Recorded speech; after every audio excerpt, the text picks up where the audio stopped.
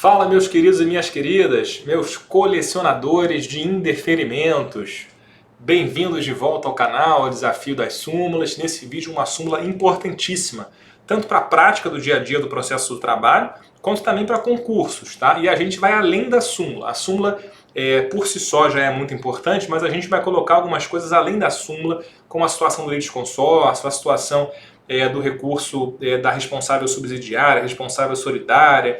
Como é que vai ficar isso com relação ao depósito recursal, tá? Com relação também às custas. A gente vai além da súmula, então vamos lá, que a gente tem bastante coisa para falar. Antes de começar a aprofundar no vídeo, peço para você já deixar a força aí, já deixar o seu like, já compartilhar com seus amigos, se inscrever no canal, para que esse nosso projeto aí do Desafio das Súmulas possa continuar crescendo, possa continuar alcançando mais pessoas. Vamos lá, sem mais delongas, vamos começar aqui a súmula 128, né? Ela trata do depósito recursal e ela fala assim: item primeiro, é ônus da parte recorrente efetuar o depósito legal, depósito recursal, leia-se, integralmente em relação a cada novo recurso interposto, sob pena de deserção. Atingido o valor da condenação, nenhum depósito mais é exigido para qualquer recurso. Muito bem, aqui, minha gente, é o seguinte: o depósito recursal, a gente sabe, é previsto na CLT, e ele tem uma dupla natureza, né? O depósito recursal, ele é um requisito de admissibilidade do recurso. Então, para o recurso poder ser conhecido, poder ser julgado no mérito, ele tem que ter o depósito recursal, senão ele vai ser deserto, né, a deserção do recurso. E também ele funciona já como uma futura garantia do juízo, né? Ou seja, se aquele recurso vier a ser desprovido ou não conhecido, o juízo já vai estar garantido, a execução já vai estar garantida, o trabalhador, portanto, vai conseguir receber, total ou parcialmente pelo menos, tá? E aqui, portanto, o inciso 1º da súmula, ele trabalha com a situação justamente dos limites do depósito recursal, né? Então a gente tem aqui dois limites do depósito recursal. A gente vai ter um limite do depósito recursal que é previsto em tabelas do TST. No momento em que eu estou gravando aqui esse vídeo, em março de 2023, o valor do depósito recursal do recurso ordinário, por exemplo, né? Então a gente vai ter para recurso ordinário, para recurso de revista, para ação rescisória, recurso em ação rescisória. Hoje em dia o valor está em R$ 12.296,38, tá? Então esse aqui é o teto do depósito recursal. Esse aqui é o teto, portanto, legal, eu vou chamar assim, do depósito recursal. Esse valor é atualizado pelo TST anualmente. Então a cada ano o TST modifica esse valor, ele vai subindo esse valor aqui, então atualizando, tá? Esse é o teto legal. Isso quer dizer o seguinte: esse é o valor máximo que vai ser depositado, tá? Agora, eu vou ter um outro teto também, que é o valor da condenação. E aí, a gente vai se perguntar o seguinte: tá bom, eu tenho dois limites. O valor legal, que é esse que vem nas tabelas do TST, e eu tenho o valor da condenação. Qual que vai ser aplicável no caso concreto? É sempre o menor. Tá? Eu tenho que ver o que é menor. É o valor da condenação ou é o valor do teto legal? O que for menor é esse valor que vai ser utilizado para depósito recursal, tá? Que vai ter que ser depositado, então, a título de depósito recursal. Por exemplo, aqui, digamos que eu tenho uma sentença condenatória no valor de R$5.000. No valor de R$5.000. Quanto que vai ser o depósito recursal nesse caso? R$5.000. Tá? Porque R$5.000 é menor do que o valor do teto legal, 12.296,38. Tá? Se eu tiver agora, digamos aqui, uma situação de uma sentença condenatória no valor não de 5.000, mas no valor de R$35.000, né? Qual vai ser o limite do depósito recursal? Aí vai ser o valor da tabela do TST, 12.296,38. Tá? Eu sempre tenho que ver o valor da condenação e o teto legal. O que for menor vai ser o que vai ser aplicável no caso concreto. Tá? E aí a cada recurso isso vai tendo que ser visto, né? Aí digamos que eu tenha lá um recurso de revista. Mesmo limite, 12.296,38, tá? Aí, no caso, eu vou ter que somar também aqui esse 12.296,38 no próximo recurso. Agora, digamos aqui que o valor da condenação seja de R$20.000. R$20.000. Ele já tinha recolhido aqui 12.296,38 no recurso ordinário. Aí, no recurso de revista, ele vai recolher só a diferença, né? Aqui vai dar R$7.003 e alguns centavos aí, tá? Então, quando você atinge o valor da condenação, nenhum depósito mais vai ser necessário, tá? Um detalhe importante aqui é o seguinte: eventualmente, né, a gente pode ter uma majoração, né? Ou até uma diminuição do valor da condenação no recurso. E isso, claro, vai impactar o depósito recursal. Então, o depósito recursal ele vai considerar sempre o valor da última condenação que você tem. Se o recurso ordinário ele aumentou o valor da sentença, a sentença deferiu 10 mil. Aí no recurso ordinário esse valor vai para 25 mil. Né? Aí no caso, quando for interpor o recurso de revista, o valor da condenação é de 25 mil, não é mais de 10 mil, tá certo? Então é sempre o valor da condenação da última decisão que a gente tem no processo. Maravilha, essa parte aqui é a parte mais tranquila da súmula, então, inciso primeiro. Inciso segundo, né, ele fala do depósito recursal na fase de execução. E aqui é o seguinte, ele fala, olha, garantido o juízo na fase executória, a exigência de depósito para recorrer de qualquer decisão viola os incisos 2º e 55 do artigo 5º da Constituição, havendo, porém, elevação do valor do débito, exige-se a complementação da garantia do juízo. Qual é a situação aqui? Qual o recurso que cabe na execução? Não é o recurso de AP, é o agravo de petição. Esse é o recurso cabível na execução. Cuidado, porque os embargos à execução, eles não são recurso, tá? Eles são um mecanismo incidental de defesa do executado, que não são recursos, tá? Os embargos à execução, a gente sabe que um dos pressupostos dele é justamente que a gente tem a garantia do juízo. Ou seja, o valor da dívida atualizada ele tem que ser depositado pelo executado para que ele possa embargar, para que ele possa oferecer aqui seus embargos à execução, que não são recursos, mas eu vou ter a garantia do juízo. E também é possível que o exequente, o credor, ele ofereça a chamada impugnação à sentença de liquidação. Ele pode questionar o valor, por exemplo, dos cálculos, dizer que aquele valor está insuficiente, e o exequente ele quer aumentar o valor. Né? Então o exequente ele quer aumentar o valor e o devedor, o executado, ele quer diminuir o valor da execução ou até zerar, quem sabe, o valor da execução. Tá? Muito bem, o que acontece aqui então? O que a súmula 128, inciso 2º fala é, se já tiver a garantia do juízo, né, então digamos lá, qualquer decisão do juiz na execução, que seja passível de agravo de petição. Né? O cabimento do AP é um outro tema polêmico, um tema que a gente aprofunda lá no nosso curso, e a gente vai ter oportunidade aqui no Desafio da Súmula de tratar desse tema também, com certeza. Tá? Mas aqui é o seguinte, se eu já tenho garantia do juízo, esse agravo de petição ele vai poder ser interposto sem nenhum outro depósito.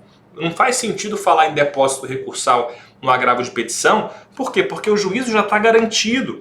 Então, se já está garantido o juízo, não se exige nenhum depósito recursal, nenhum outro depósito, tá certo? O que pode acontecer é o seguinte, e essa é a situação aqui da parte final do inciso 2º, né? Se o valor da execução, né, já tem a garantia do juízo, mas depois disso o credor impugnou, o credor ofereceu aqui a sua impugnação à sentença de liquidação e o valor subiu. O valor que era, digamos lá, 100 mil reais, esse valor foi para 130 mil reais, tá? Porque o credor impugnou, o juiz acolheu. E aí o executado, o devedor, ele quer discutir esse aumento de valor, por exemplo. Aí ele vai ter que complementar. Ele vai ter que depositar a diferença aqui, que no meu exemplo são os 30 mil reais a mais. Ele já tinha 100 mil de garantia do juízo, como o débito aumentou para 130, ele, para poder interpor o seu agravo de petição e ser conhecido, ele vai ter que depositar essa diferença aqui que aumentou dos 30 mil, tá? Sem nenhum limite. Pode ser até o valor de 200 mil. Aumentou de 100 mil para 300 mil, por exemplo. O executado vai ter que depositar aqui 200 mil reais de diferença para terminar de garantir o juízo e aí sim que o AP dele, que o agravo de petição dele, vai ser conhecido. Tá certo? Então cuidado aí com esse pequeno grande detalhe. Bom, e dito isso, a gente chega ao inciso 3º, que é a parte aqui talvez mais difícil aqui da súmula, que gera mais polêmica, e eu trouxe decisões do TST aqui recentes, aplicando aqui, e os desdobramentos também que podem acontecer a partir dessa súmula, desse inciso. Ele fala assim, havendo condenação solidária de 2 ou mais empresas, o depósito recursal efetuado por uma delas aproveita as demais, quando a empresa que efetuou o depósito não pleiteia sua exclusão da lide. Tá? Bom, vamos compreender muito bem. Ele está falando aqui sobre condenação solidária. Tá? Agora, em certa medida, em certo grau, isso também vai se aplicar na situação de condenação subsidiária. Tá? Com uma pequena ressalva aqui que eu vou ter que fazer com vocês aqui na sequência. Tá? Bom, primeiro ponto, antes de enfrentar aqui esse tema específico, eu já vou diferenciar aqui o depósito recursal das custas. Tá? Depósito recursal e custas. É diferente aqui o raciocínio. Tá? Então perceba, o depósito recursal, a gente vai analisar aqui, ele pode aproveitar, quer dizer, o depósito recursal que a primeira reclamada faz, ele vai aproveitar para a segunda. A segunda não vai precisar fazer depósito recursal por exemplo, a terceira reclamada e assim vai, né? A gente vai ver aqui os limites disso. Mas o depósito recursal, ele pode ser aproveitado ou pode não ser aproveitado também, de acordo com a situação concreta, tá? Agora, diferente as custas. As custas, percebam, já que as custas são um tributo, né, as custas são diferentes do depósito recursal. O depósito recursal, a gente viu, ele é uma garantia da futura execução, não é tributo. Agora, as custas são um tributo, são uma taxa. Né? E as custas, portanto, elas vão ser recolhidas necessariamente por uma parte só. Então, se uma reclamada recolheu as custas, meu amigo, pronto, isso é suficiente. Mesmo que ela peça exclusão da lide, que não peça exclusão da lide, tanto faz. Tá? Se as custas já foram recolhidas por quem quer que seja, independentemente da alegação, as custas elas vão aproveitar, sim, todos os demais recorrentes. Eu tenho lá 4 reclamadas. Todas elas pedindo a sua exclusão da lide, por exemplo. Ninguém quer ser mantido naquele processo porque entende que é parte ilegítima, não faz parte do grupo, não é responsável, etc. Mas uma delas recolheu as custas, beleza. As outras 3 não precisam recolher custas, tá? Então é isso que acontece com relação às custas. Agora, o depósito recursal a gente vai ter, então, aqui que aprofundar um pouquinho mais e enfrentar um pouco mais esse tema. Qual o raciocínio que o TST fez, para a gente compreender aqui, de uma vez por todas, qual o raciocínio que o TST fez com relação a esse tema? O TST fez uma interpretação que eu posso dizer que é uma interpretação teleológica, uma interpretação, portanto, que tem em vista a finalidade. Para que serve o depósito recursal? É para garantir o juízo, é para garantir que lá na frente a execução tenha sucesso, seja uma execução frutífera, exitosa, né? Então saiu aqui errado o acento, né? É uma situação que já vai ter uma chance maior de êxito, porque você já tem um depósito ali para o reclamante receber. Essa que é a finalidade. E aí o TST fala, olha, se eu tenho, por exemplo, reclamada 1, reclamada 2 e reclamada 3, tá?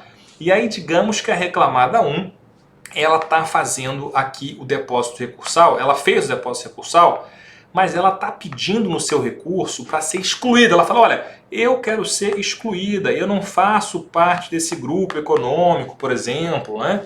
Eu não sou responsável, eu quero ser excluída aqui dessa situação. Se ela pede essa exclusão e se esse recurso dela for provido, se o tribunal, portanto, der razão para essa reclamada que pede a exclusão, esse depósito recursal que ela fez volta para ela. Ela foi excluída do processo. O depósito recursal volta, portanto, para ela. E aí, portanto, pode ser que a R2 e a R3 continuem no processo e não vai ter depósito recursal, porque elas teriam se aproveitado do depósito recursal da outra. Então é isso que o TST quer evitar. Ele quer falar, olha, se a empresa, se o recorrente está pedindo a exclusão do processo, porque não é responsável, não é parte legítima, o motivo que seja, ele quer ser excluído do processo, então cada um vai ter que fazer o seu depósito recursal. O depósito recursal que esse aqui faz não vai aproveitar os outros. Os outros não podem se beneficiar, pegar uma carona nisso. Não, cada um vai ter que fazer o seu depósito recursal. Tá? Agora, digamos que eu tenho um grupo, a empresa 1, reclamada 2 e reclamada 3. E aí uma delas, a primeira, fez o depósito recursal. Mas no recurso dela, ela não está pedindo exclusão. Ela está falando, não, na verdade aqui é um grupo, sim, mas aqui não tem responsabilidade. Digamos aqui, essa hora extra não aconteceu, o dano moral não aconteceu, por exemplo. Discutindo o mérito sem discutir a sua exclusão. Nesse caso, o depósito recursal que ela fizer vai valer para o R2, vai valer para o R3. Então o R2 e o R3 eles podem interpolar o seu recurso ordinário, por exemplo, sem depósito recursal, porque eles vão se beneficiar, eles vão se aproveitar do recurso, do depósito recursal feito pela outra recorrente. Maravilha? Então esse raciocínio aqui é muito tranquilo na situação de responsabilidade solidária. Os 3 são solidários aqui. Bom, qual é a dúvida e qual é a situação que vai surgir, que a gente tem que acompanhar e tem que ver como é que o TST tem decidido esse tema? É a situação da condenação subsidiária. Imagina agora a condenação subsidiária. Porque a condenação subsidiária, ela nada mais é do que uma condenação solidária com benefício de ordem. Você condena a primeira reclamada e a segunda reclamada, mas tem um benefício de ordem. Ou seja, primeiro tem que executar a responsável principal e depois passar para a responsável subsidiária. Tá? Mas, em essência, é muito parecido. Agora, qual o raciocínio que o TST tem feito com relação a esse tema? O TST tem dito o seguinte, olha só, trouxe aqui um acórdão de 2016 da 6ª turma e ele menciona o seguinte, olha, o depósito recursal efetuado pelo devedor subsidiário não aproveita ao devedor principal, ainda que aquele subsidiário não pleiteie a exclusão da lide, não se aplicando ao primeiro reclamado, entendimento consubstanciado na súmula 128, inciso 3º, tá? Então percebam, essa é uma inclinação da jurisprudência do TST. O TST, isso não está simulado, isso não está em OJ, mas os julgados do TST, que a gente nota, eles vão nesse caminho. Eles vão nesse caminho dizer o seguinte, olha só, eu tenho o devedor principal, que é o empregador. Vamos pensar uma terceirização, é o empregador, devedor principal, e eu tenho o responsável subsidiário, concorda comigo? Que vai ser aquela empresa tomadora dos serviços, no caso de terceirização, tá?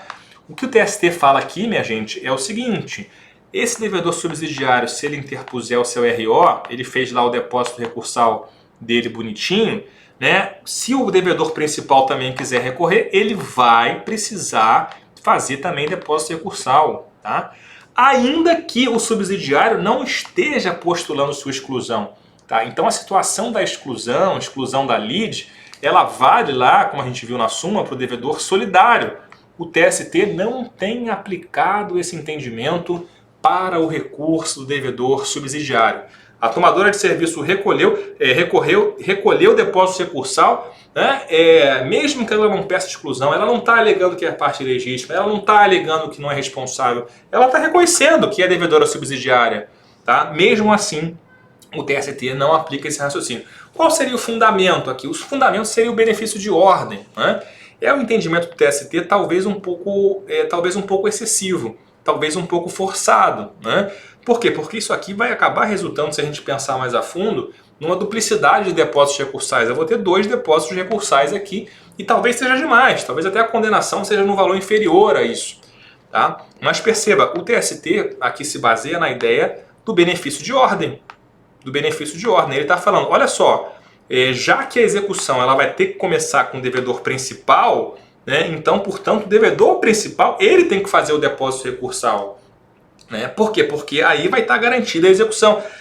Eu não posso começar a execução com o devedor subsidiário, eu não posso liberar o depósito recursal do subsidiário sem tentar executar o principal. Né? E isso vai prejudicar o trabalhador. Né? E aí, portanto, o TST ele vai nessa linha. Então, o depósito recursal do devedor subsidiário não aproveita ao devedor principal. Mas o contrário não é verdade. Ou seja, o devedor principal, se ele recorrer e se ele fizer o depósito recursal, né, nesse caso, o devedor subsidiário ele pode recorrer sem depósito recursal. Tá? Então, perceba, repetindo aqui calmamente para a gente poder pegar isso. Né? O depósito recursal do devedor principal aproveita o devedor subsidiário. Né? Por quê? Porque quando chegar na execução, benefício de ordem, eu vou executar o principal mesmo, o depósito recursal dele vai poder ser liberado de imediato. Beleza. Agora, o depósito recursal, contrariamente, o depósito recursal do devedor subsidiário não beneficia, não pode ser aproveitado pelo principal, em função do benefício de ordem, né? Porque eu tenho que começar a execução com o devedor principal. Trouxe aqui outros julgados, né? Trouxe aqui a decisão de 2018, segunda turma, né? Aqui é uma decisão, até saiu truncada aqui, mas ela fala, né? Em razão do requerimento de exclusão da lide feito pela reclamada responsabilizada subsidiariamente, que é uma situação semelhante, né? Aqui um outro julgado de 2018 também, que fala o seguinte, a jurisprudência desse Tribunal Superior tem se orientado no sentido de que o depósito efetuado pelo devedor subsidiário não aproveita ao devedor principal. Portanto, não socorre a primeira reclamada, hora recorrente, devedora principal, entendimento consagrado no item 3º da súmula 128, porque o referido verbete não contempla a hipótese de depósito feita pelo devedor subsidiário. Né? Da mesma forma que outra decisão de 2016, né, oitava turma também, no mesmo sentido. Então a gente nota que é uma tendência do TST. Nesse sentido, a gente não pode dizer que é um tema consolidado, pacificado, porque não está acumulado, mas é assim que vem decidindo a jurisprudência do TST, fazendo essa distinção, portanto, entre a dívida solidária, a dívida subsidiária, né, a condenação solidária e subsidiária, e também o depósito feito pelo devedor principal e pelo devedor subsidiário. Então, o depósito do devedor principal aproveita para o subsidiário, mas o depósito do devedor subsidiário não aproveita para o devedor principal. Maravilha? E a súmula, né, em si, ela fala da situação que envolve, como a gente viu aqui, a condenação solidária, a situação de grupo econômico, né, seria o exemplo mais comum aqui, e aí a gente vai ter que analisar, portanto, se há essa questão de exclusão, esse pedido de exclusão da lide ou não, né, isso que vai ser definidor. Agora, se for responsabilidade solidária, subsidiária, perdão, né, se for subsidiária, pouco importa que ela peça a exclusão da lide ou não, essa é a visão no Tribunal Superior do Trabalho. Bacana, né? Você já conhecia esses entendimentos do TST, já sabia essa diferenciação com relação às custas, com relação ao depósito recursal, dívida subsidiária, solidária? Comenta aí, diga se você já viu isso em algum processo, algum caso concreto. E é isso, a gente se encontra aí no nosso próximo vídeo no nosso canal, do nosso desafio das súmulas, em que cada dia a gente analisa um vídeo, um vídeo com uma súmula do TST. Um abraço e até a próxima.